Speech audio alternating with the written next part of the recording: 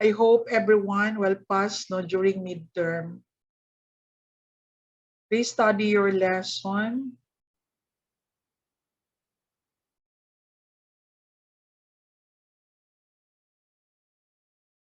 Okay, unahin natin itong school age with PKU.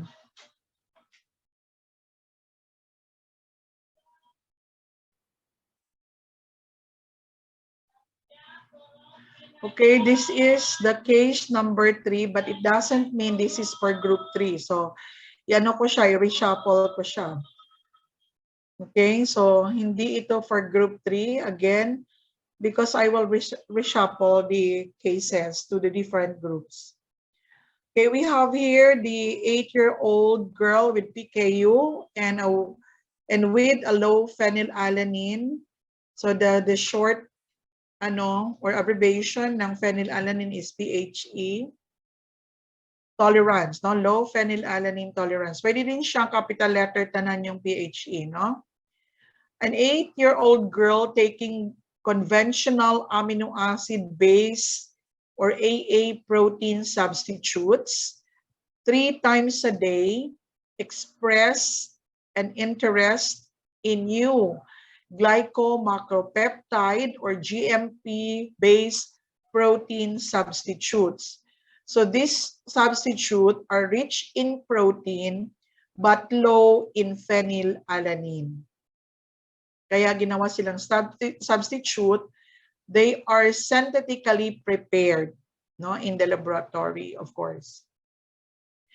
The median blood phenylalanine concentration, no, of her previous 12 months was 245 micromole per liter.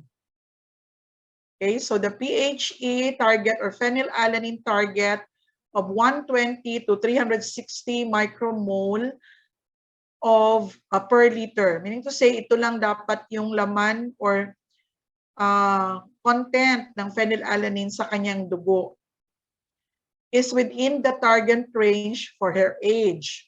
However, her growth rate for weight is 18 kilogram. Her height is 125 centimeters, which gives her an inappropriate nutritional status or degree of nutrition. She ate a variety of foods that are low protein bread, potato products, salad, and low protein biscuits only. Despite many attempts to expand variety of foods eaten in her diet, she took 60 grams per day of protein equivalent from 3 times 20 grams protein equivalent amino acid-based protein substitute, meaning there is 2.5 protein per gram and 4 grams per day of natural protein that contains 200 milligram per day of phenylalanine. My question now is, what is the total protein requirement of the 8-year-old girl taking AA-based protein substitute together with her 4 grams per day of protein from natural foods?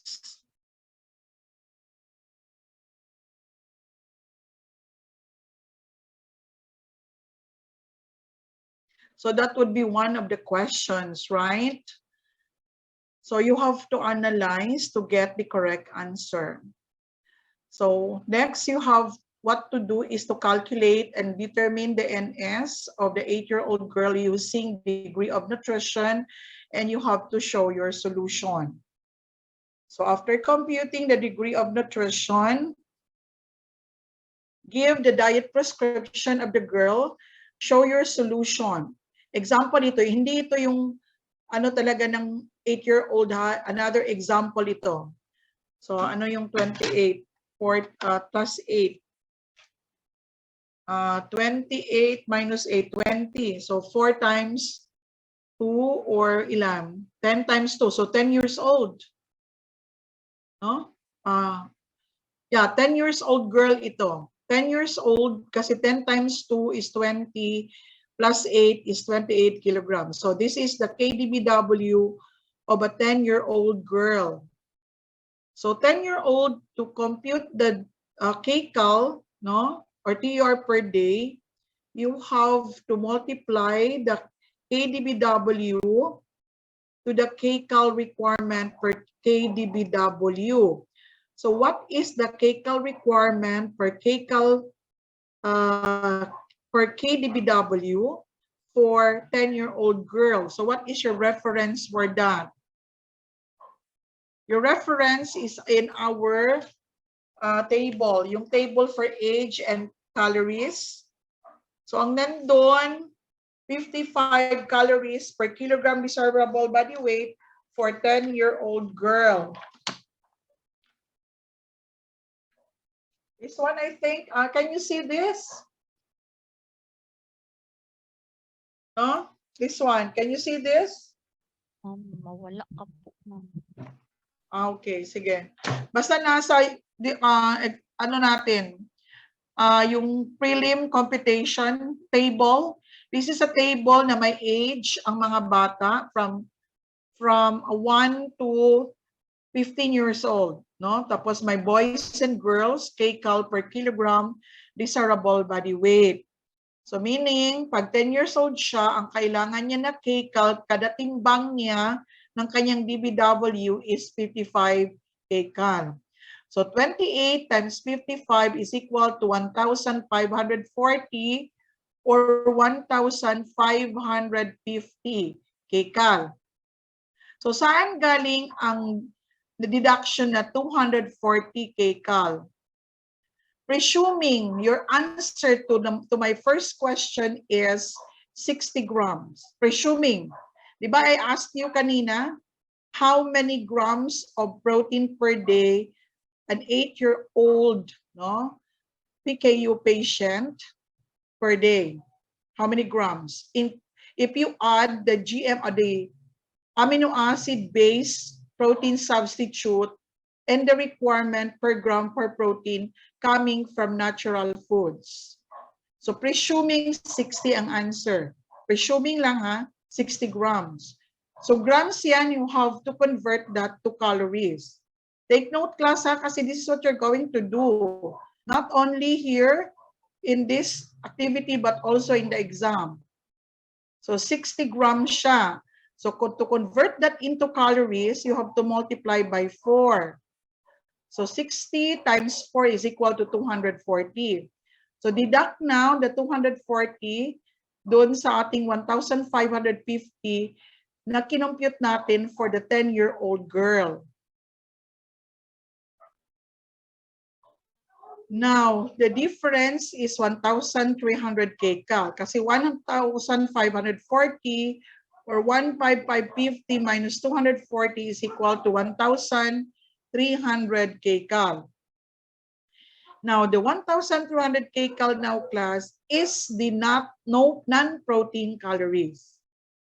Meaning, ikuha na dyan yung calories ng protein. Kaya ang tawag, non-protein calories.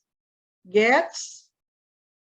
Now, these non-protein calories or NPC will be distributed to carbohydrates and fats. Now, the percentage allotment or allowance for each is 70% and 30%. So this is how you will do it, no? The same process, no? But you will only compute for carbohydrates and fats. So 1/3 times 0.7 or 70%, ito yung sagot, 230 grams. For fats, times 30%, ito naman yung sagot. So diet prescription now is 15550. Tapos 230 grams of carbohydrates. 60 grams of proteins ang kinuha from here. And then 45 grams for fats. So this is how you will compute the diet prescription of PKU patient using NPC or non-protein calories. So paano nakalagay na question dun sa exam? What is the diet prescription of PKU patient with blah, blah, blah, no, ganyan, using NPC with a protein requirement of 50 grams. So this is what you're going to do. Or this is how you will answer the question. Okay? Now, for give 5 strategies to improve feeding problems in children with PKU, you have to use our lesson. Class, tandaan nyo muna ha, use muna the lesson, no, as your reference. Huwag muna kayo mag-explore with other reference kasi magsanay muna kayo dito sa basic bago kayo lumabas or taking another reference. Para sabton sa ninyo in Bisaya, you understand this first before you go out from this lesson. Okay, or from this reference rather.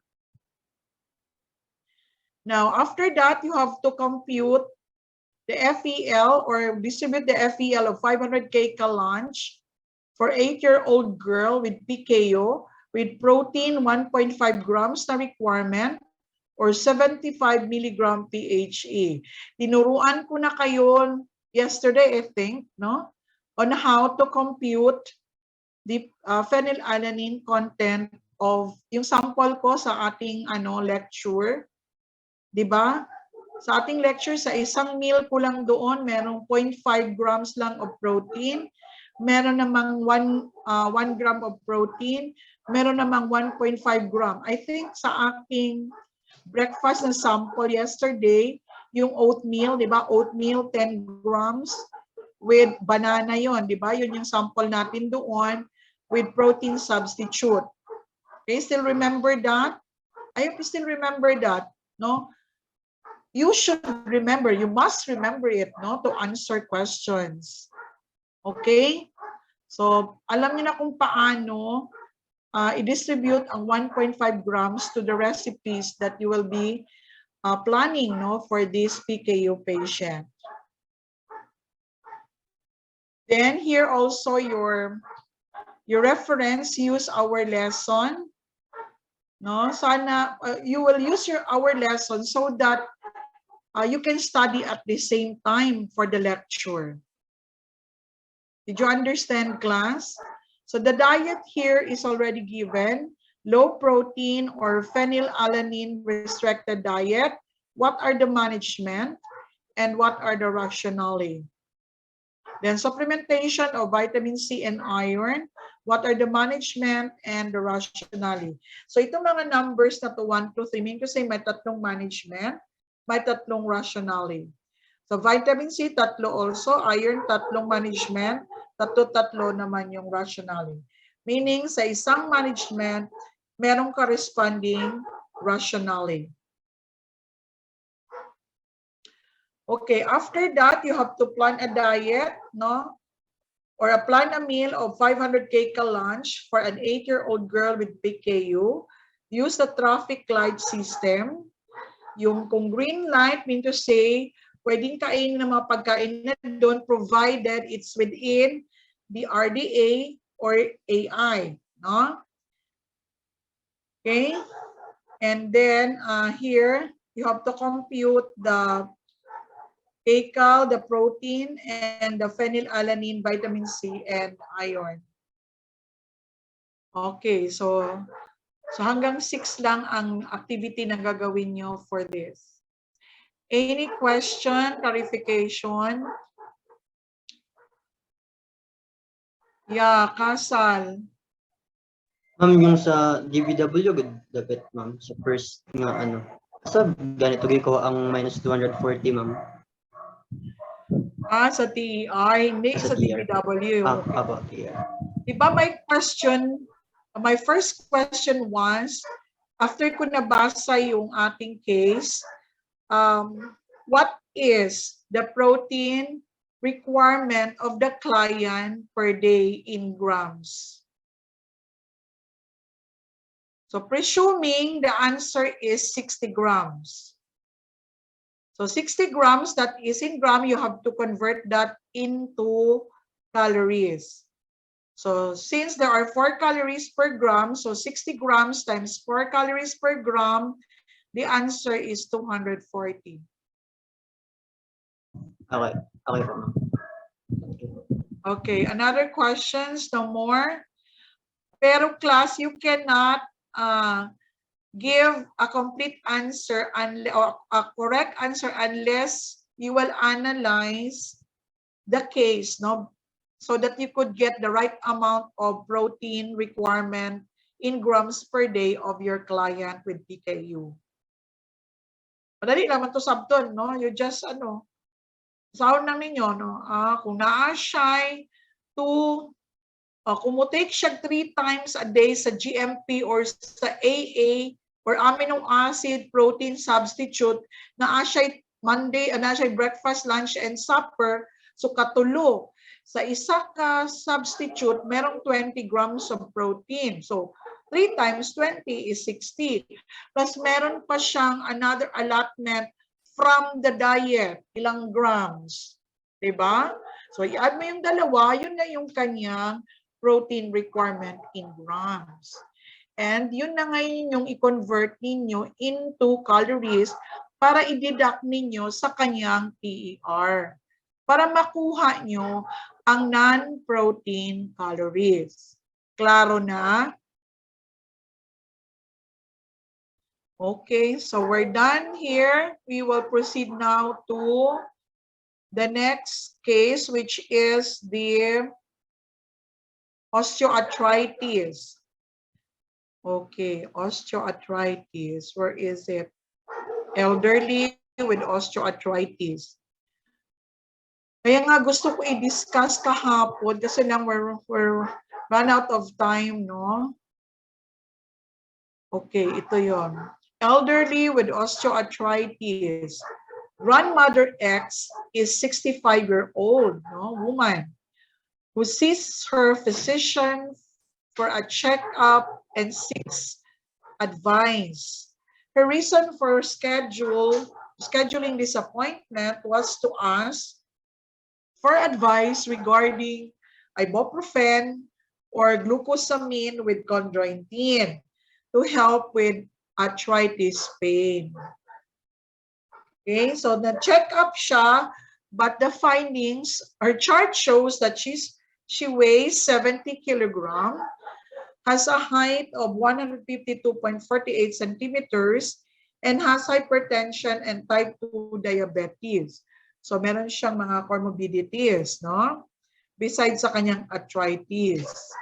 So tapos ang kanyang periods of arthritis would last for 15 to 20 minutes, no? Maging stiff and painful. Now, she admits that pain significantly worsens than a year ago. When asked, nung tinanong na siya, she states that she is seeking pain relief and fears arthritis will spread to her joints, especially now that she has become lightly inactive. So what kind of physical activity level ang gamitin nyo dito? Pag nag-claim siya na she has become lightly inactive. So you have to analyze that, no? Again, you have to compute for the BMI using the World Health Organization BMI cutoff points.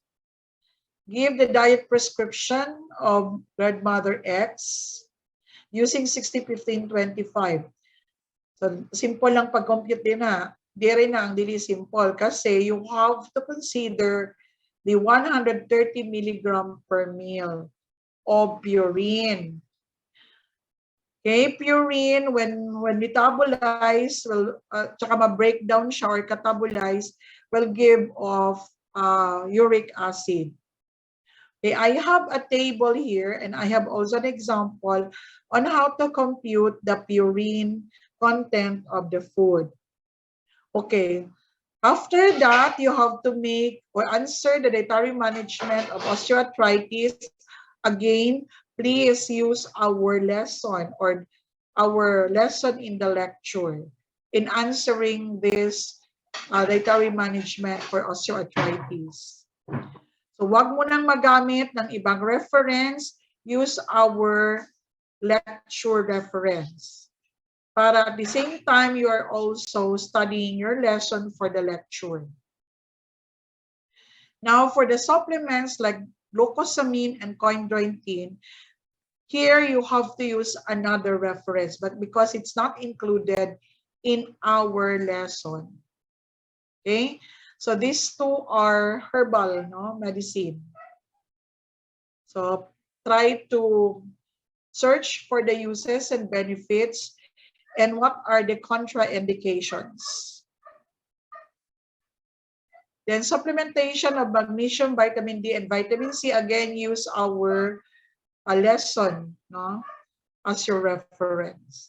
Only glucosamine and chondroitin lang ang pwede nyong i-research, no, or magamit ng ibang reference.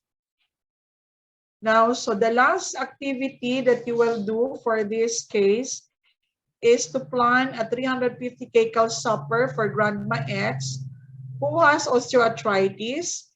Use the table below to come up with the correct meal pattern and to come up with 130 milligrams. Dapat itong meal na 350 kcal, makakame up ka ng 130 milligrams.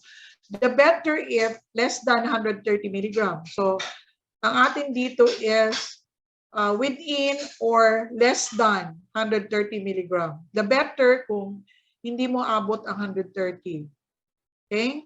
Meaning to say, konti lang ang uric acid na madiposito sa joints ng ating elderly. So, of course, it will also decrease the possibility na magkaroon siya ng attacks of arthritis. Trans fats, 1% of 350 kcal. So what is the 1% of 350 kcal? I think it's 3.5 milligram. No? So trans fats, mag-search kayo nito. Kung yung mga pagkain na binigay nyo, wala siyang trans fats. Trans fats is rich in purines. So kaya kasali siya dito sa ating computation. Then sodium, magnesium, vitamin D, and all of these nutrients, no? Okay, any questions? Question, hindi pa natin alam kung kanino ito mabigay. Kaninong grupo ito mabigay, no? Ang case number 4. If you have no question, I will show you now how to compute the purine in the diet. Yes, Deacon Cheng. So ang ano po namin ma'am is dili siya necessary na duha among makuha na case ma'am, like one for PKU and one for osteoarthritis po ma'am. Parang one lang po doon. One for each group. Okay po ma'am. And mag-send po kayo ng ano ma'am, like nung lecture nung sa elderly po ma'am, or kami na po I already bahala posted ma'am. it. I already posted the lecture or the PPT sa PPT, yes ating... ma'am. Nasaan na? Last Yes, week ma'am. pa. So kami na lang po bahala mag-ano ma'am, mag-read all throughout po, or mag-wait po kami na No. magbigay ka ng video lecture po. No, I will lecture that siguro next week. Pero Next week. hindi naaabot dito sa ating activity. Okay po. I will discuss the elderly. Actually, it's a sort of review na siya. Yes po. If we still have time, kukunin ko lang yung medyo hindi, sa tingin ko na hindi nyo masyadong maintindihan. Pero mga other topics there, self-explanatory na yung iba. Noted po. Thank you po ma'am. Okay, so we will proceed now to the sample computation for the purine content. Okay, I will show you first pala yung sandali class ha. Wait. Kasi before ko ipakita sa inyo on how to compute, dapat makita nyo muna kung anong itsura ng purine table, no? Itong purine table, ito yung list of foods, no, that contain purine and uric acid.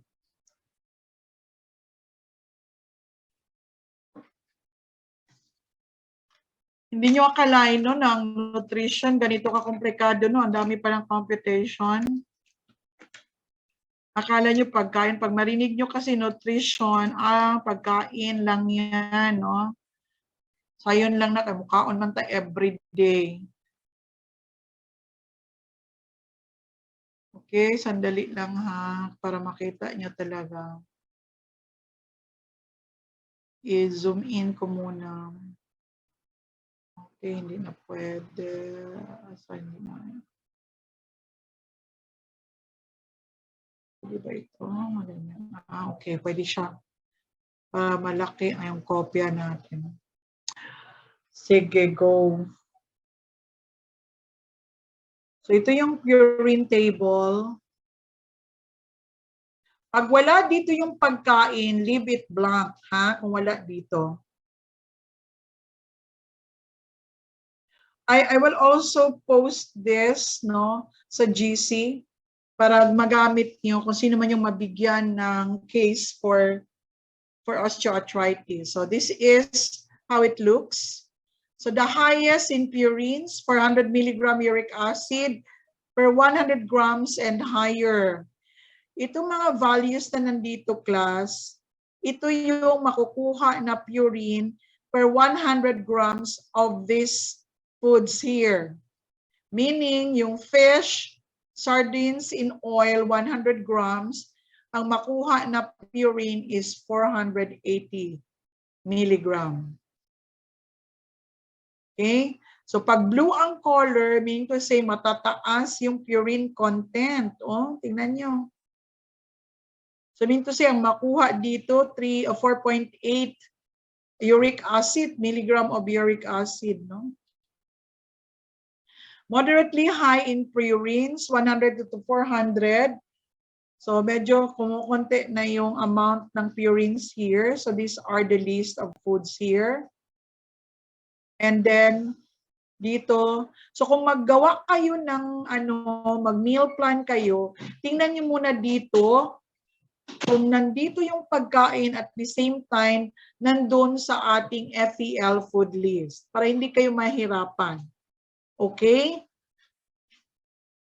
So ito yon lahat. So alam niyo na ngayon anong itsura ng ating purine table. So as much as possible dito kayo kukuha ng mga food sources kasi konti lang ang kanyang purine amount or content. Okay? Sige. Kung meron kayong picture dyan, pa-camera dyan, picturean nyo na. No? Para mamaya, pag natin, you can participate in the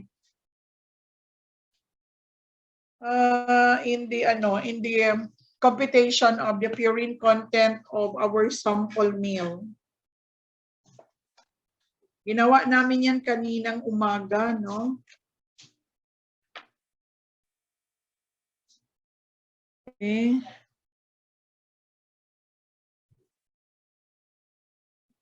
Ayaw na niyang bumaba.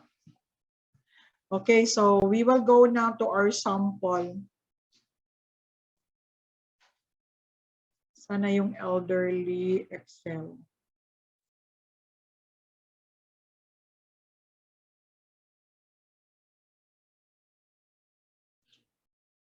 Okay. Ito siya.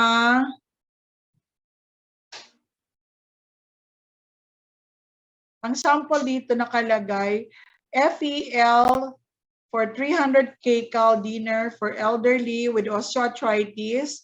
The purine requirement is 100 milligram per meal. So dapat itong, hindi ito snack, no? Ano ito?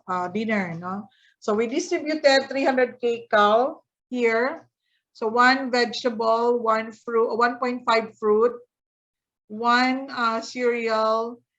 cereal B or rice B, meat 2, fat 1, and no sugar, a total of 303. So the pattern is main dish, cereal, and fruit dish, and beverage. So hindi na lang namin gisala ang beverage kasi water lang man yun, no? So pwedeng ilagay talaga beverage. So So you only have safe water, no? So water, 1 glass. Anyway, wala man siyang purine content. So, ang main dish na binigay namin kanina, grilled fish basted with olive oil.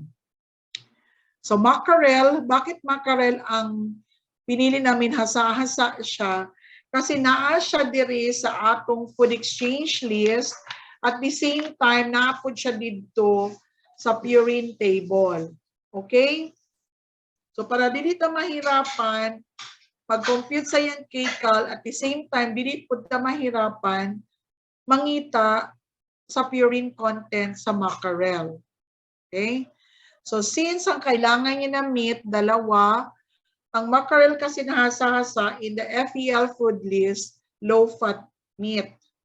So, dalawang binigay natin, tag 35 grams per exchange, or 1 piece per exchange. It weighs 35 grams per exchange or per piece. So, dalawa man, kaya naging 2 pieces or 70 grams. So, 82. So, pasok na itong 82 na to. Okay? Paano kinuha ang 76.3? Class, ang isang ang hasa-hasa or mackerel, meron siyang under siya sa moderate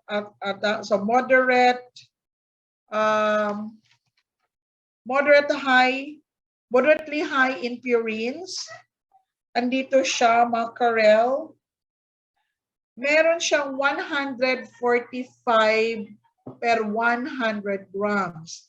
145 milligram of purines per 100 grams. Okay?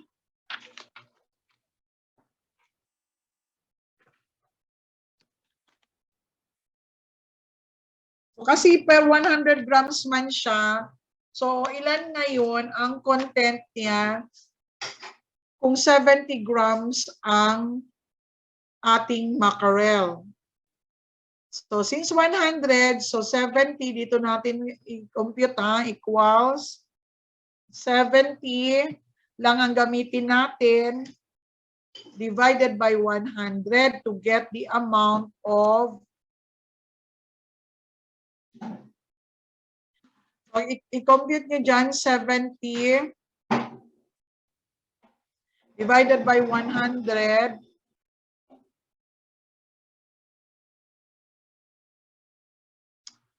iba 0.7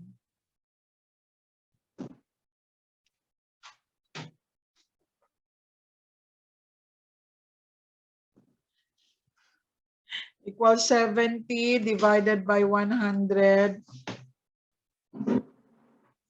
The quotient is 0.7, I think. Okay. 0.7, tapos merong 145 milligram, 100 grams.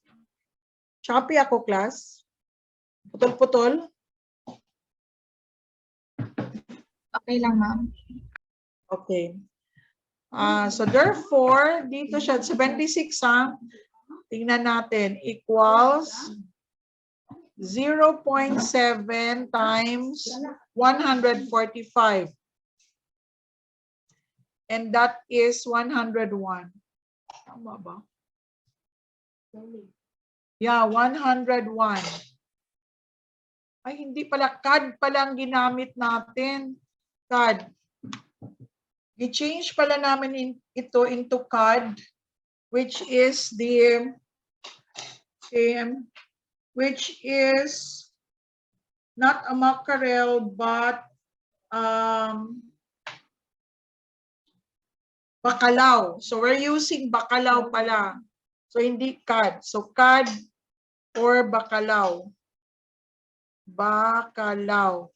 So also a low-fat fish. No, although dried fish nakalagay doon, but if we will use the fresh fish, it become 35 grams. Dito kasi pag dried siya, makukunan na siya ng water content, so 25 na lang siya.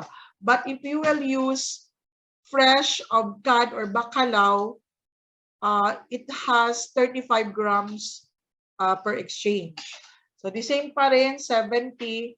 And ang cod kasi, meron siyang 109. So we will change 145 to 109. 109 milligram of purines per 100 grams. So that is how I got 76.3. So ipakita ko sa inyo mamaya, ha? Ipakita ko uli yung table na meron siyang 109 milligram of purine. Now, ito sila, wala silang content. Parang apple meron, kasi lang ginawa siyang cider. So, nawawala na ang kanyang purine content. Rice has no purine content, but orange meron siyang purine content. Ang orange natin o ang fruit natin 1.5. 1.5 exchange or 1 1/2 piece or 120 grams. Paano ko yan nakuha? Tingnan nyo sa fruits ninyo sa food FEL food list. Nandun, makikita nyo dito yung orange poncan, 80 grams per piece. Okay? So kung 80 grams siya per piece, kung 1 1/2, 80 plus 40 is 120. Okay, so syempre 40 ang 1 exchange plus half ng 40 is 20. So 60 plus 20 is 60 calories.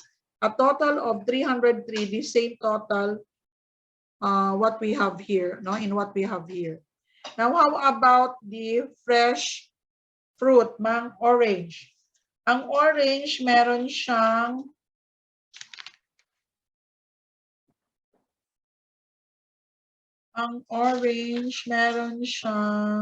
letter O. Meron siyang 19 milligram of purine per 100 grams.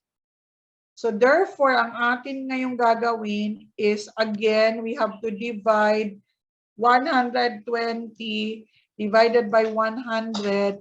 120 galing dito, oh. So 1.2. So equals 1.2 times purine content of orange na 19. So nagiging 22.8. So a total of 99.1, which is also the purine content per meal. Okay? So that is how you will compute the purine content. Tingnan nyo ha, ang cod or bacalao. Stop natin para makita nyo talaga. So remember ha, ang sabi ko sa inyo, ang every 100 grams of cod or bacalao, meron siyang 109 milligram of purine. Ang orange naman, meron siyang 19. So tingnan nyo para sabihin nyo talaga na doon ko kinuha.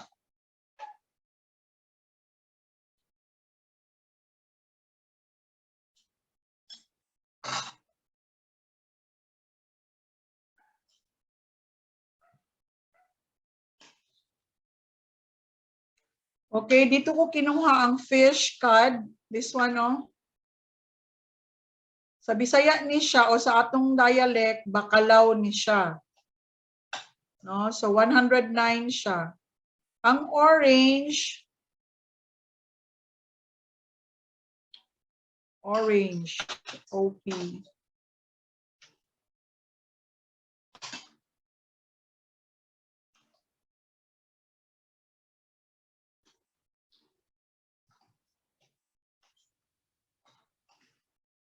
Sana ang letter O. Orange.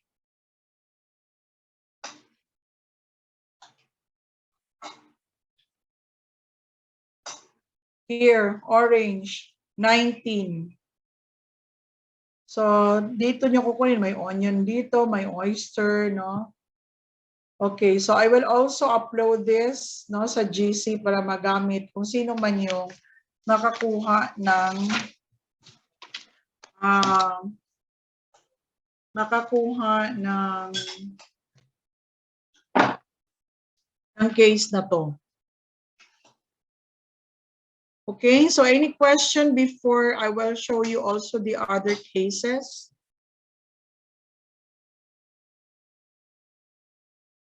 If you have no questions, we will proceed now.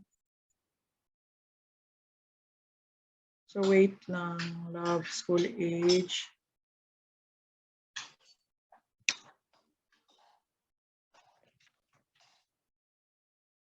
Okay, so we're done with PKU.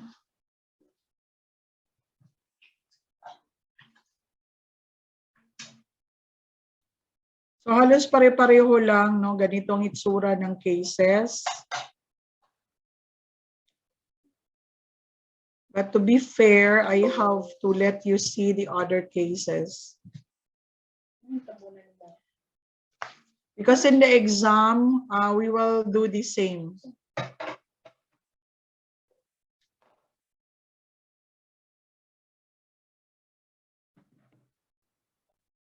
Class, please study your lesson, especially those who really want to pass this subject, okay?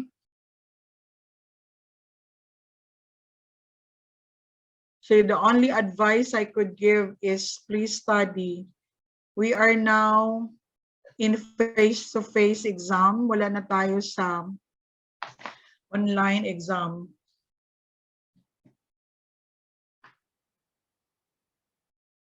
Okay, so this is for weight management in adolescents.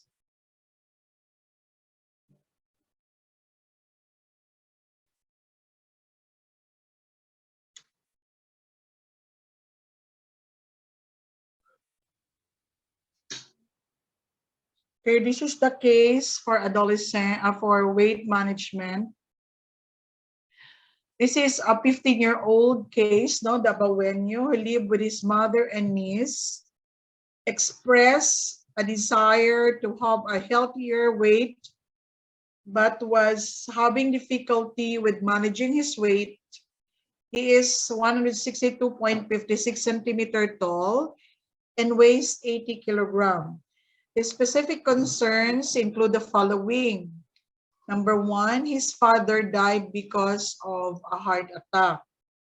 Two, he has low motivation to change eating and activity behaviors. Three, he has difficulty resisting cravings or less healthy foods and binge eating, and lacks social support from his family, friends, around weight loss.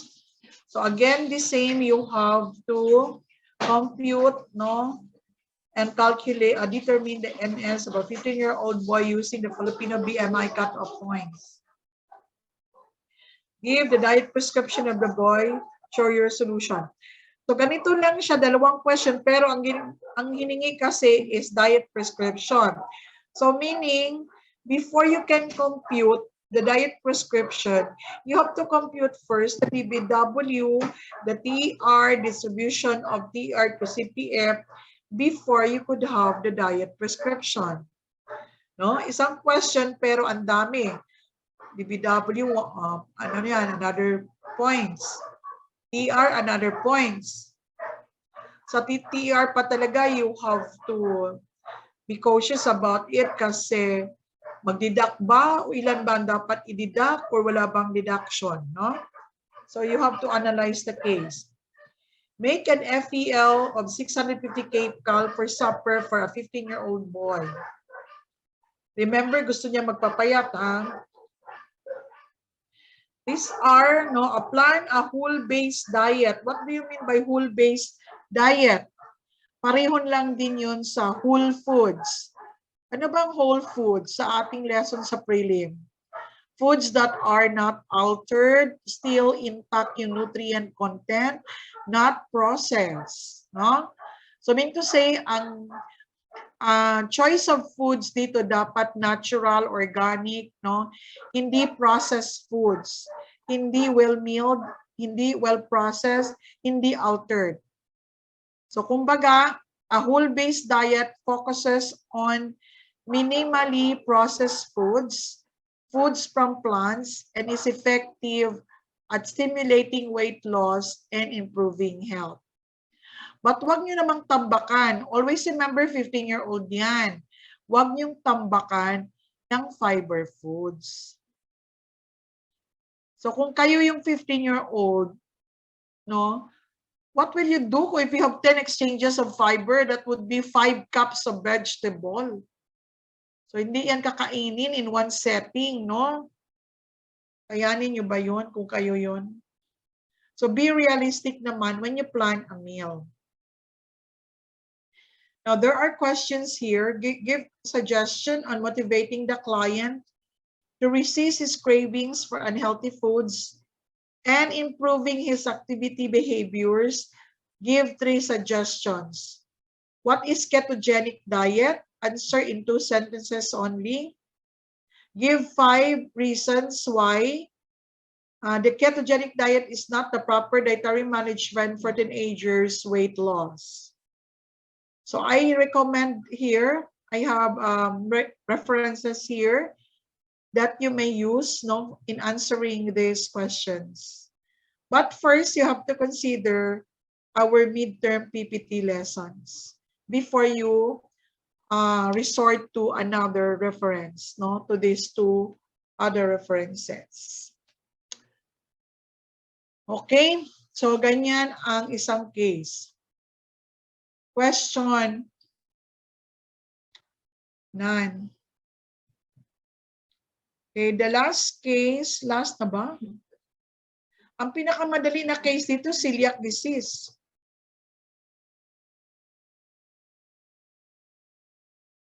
Itong PEM, medyo mahirap konti sa exam ang PEM. No? Needs a lot of analysis in the exam.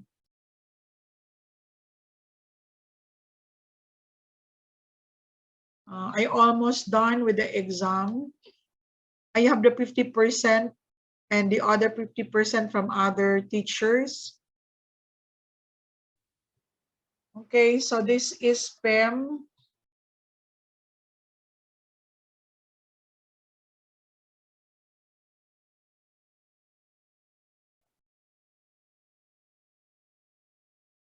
Okay.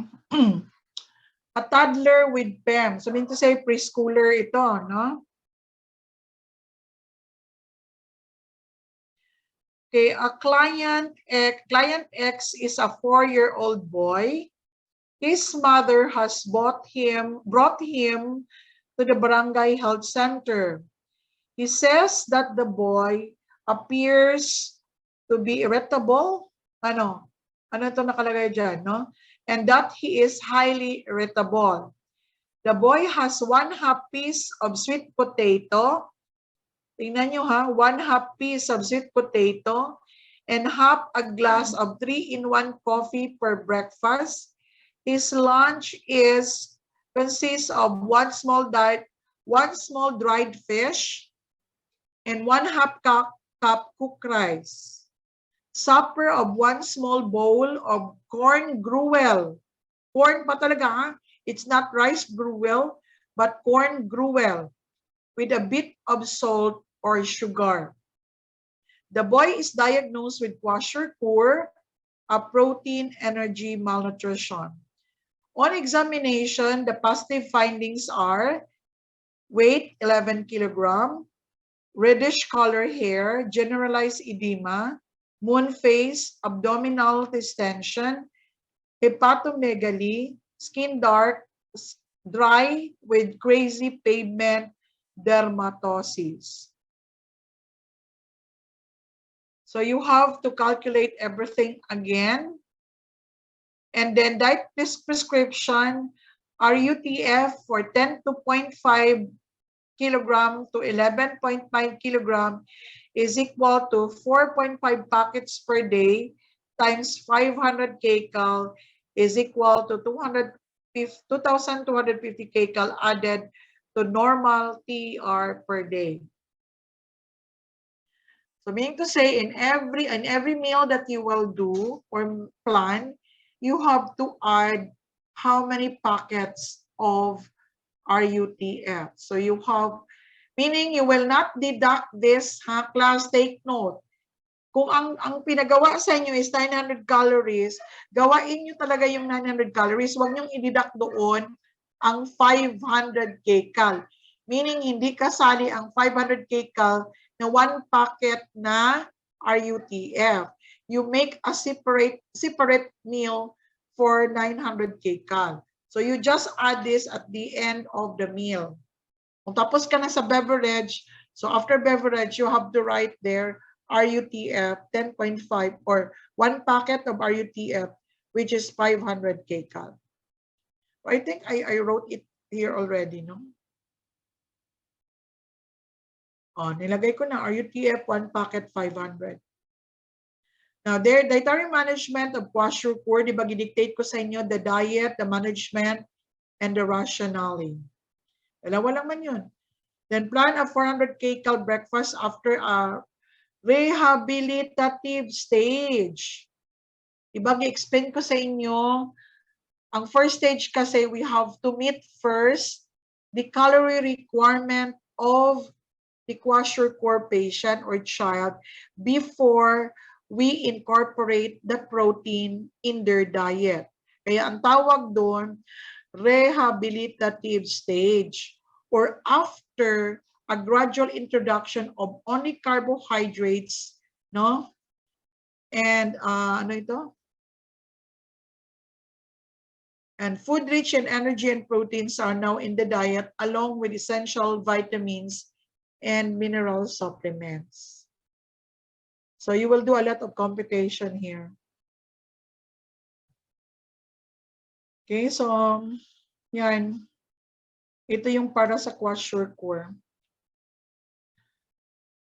Okay, question ano to? Somebody's giving us a message. Okay, you can, of course. So any question, clarification, class? Okay, again, nasabi ko na ba na you have to furnish copy for your reports today for your classmates para they could study it, no, for our quiz next meeting. Do not forget to submit. Are you already submitted your output, no, of these cases na na-report nyo this afternoon pala? Yes po, ma'am. Okay, so good luck. Are you Monday group ba kayo di Kim Cheng and Divino? Thursday po, ma'am. So TTH group pala kayo. So hindi kayo mag-take ng qualifier exam, no? Okay, so no more questions. Are we done here na?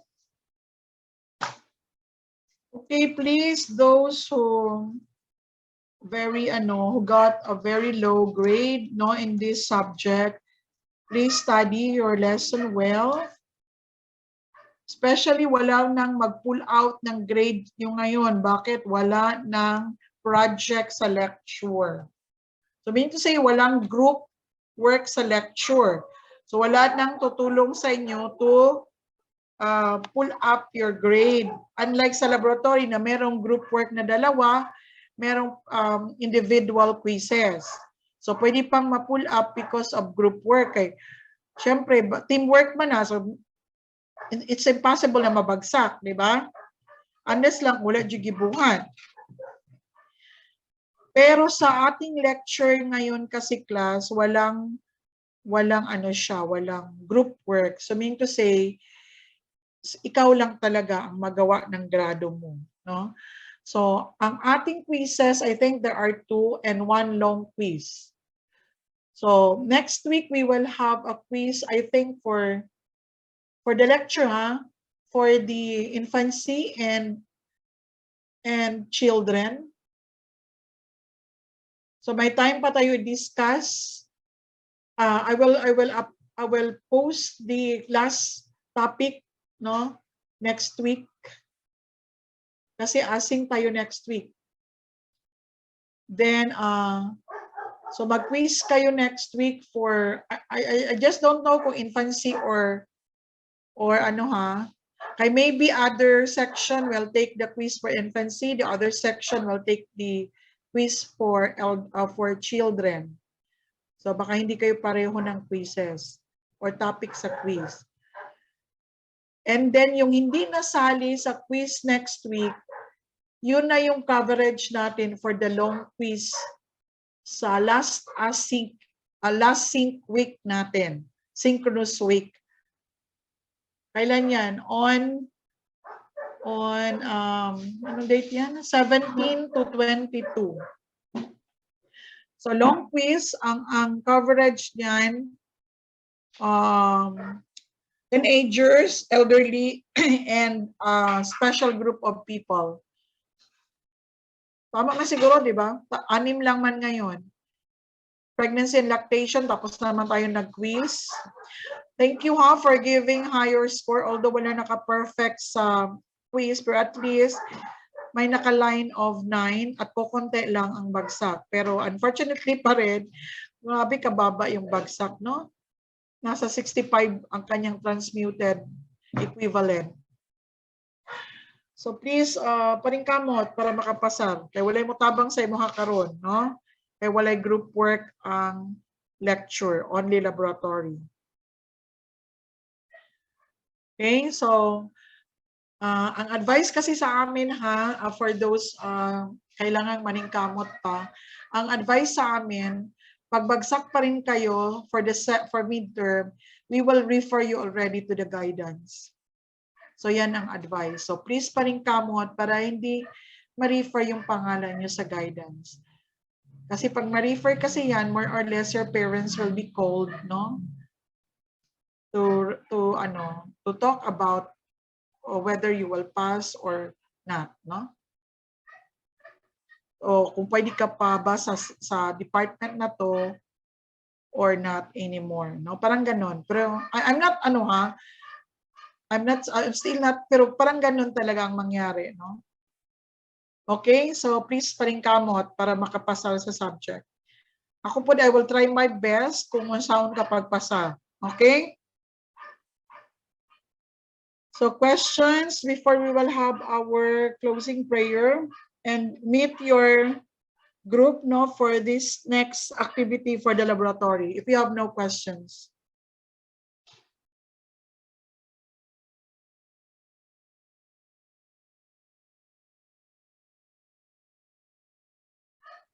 None po, ma'am. Okay, so we have still 2 weeks to discuss the topic, no? Yung hindi natin na-discuss sa async week for the lecture. Ay, isa na lang pala, isang week na lang next. Kasi async pa tayo next week. Okay, so we will have now our closing prayer. Sino yung na-prayer kanina?